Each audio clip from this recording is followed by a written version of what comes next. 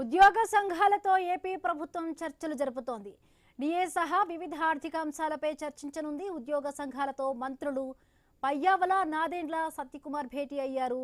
ఉద్యోగుల ఆర్థిక అంశాలను పరిష్కరించాలని సీఎం చంద్రబాబు ఆదేశించారు. ఈ నేపథ్యంలో సచివాలయంలో ఉద్యోగ సంఘాలతో మంత్రుల బృందం భేటీ అయింది. ఉద్యోగ సంఘాలతో చర్చల తరువాత సాయంత్రం సీఎం చంద్రబాబుతో మంత్రుల బృందం భేటీ కానుంది.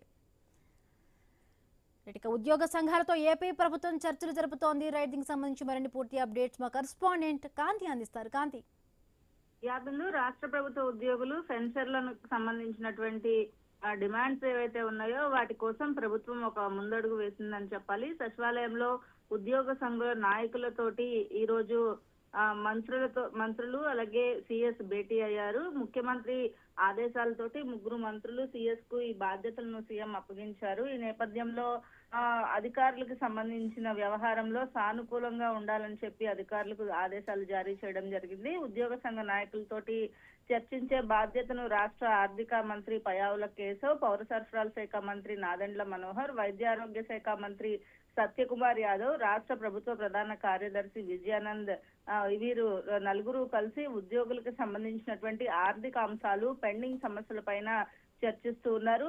గుర్తింపు పొందినటువంటి ఉద్యోగ సంఘ నాయకులు అందరూ కూడా చర్చలకు రావాలని చెప్పి సిఎస్ కార్యాలయం నుంచి నిన్నే ఇన్విటేషన్ ఇవ్వడం జరిగింది.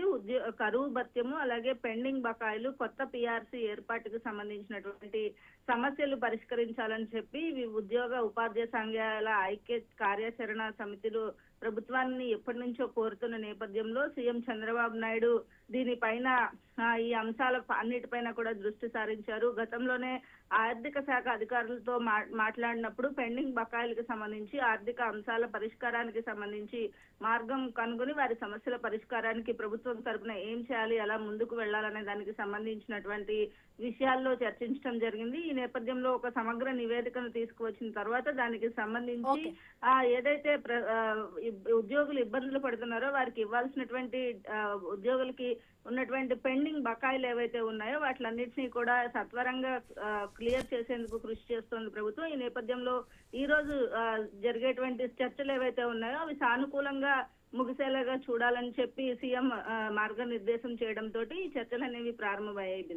Right, thank you Kanthi, thanks for the updates.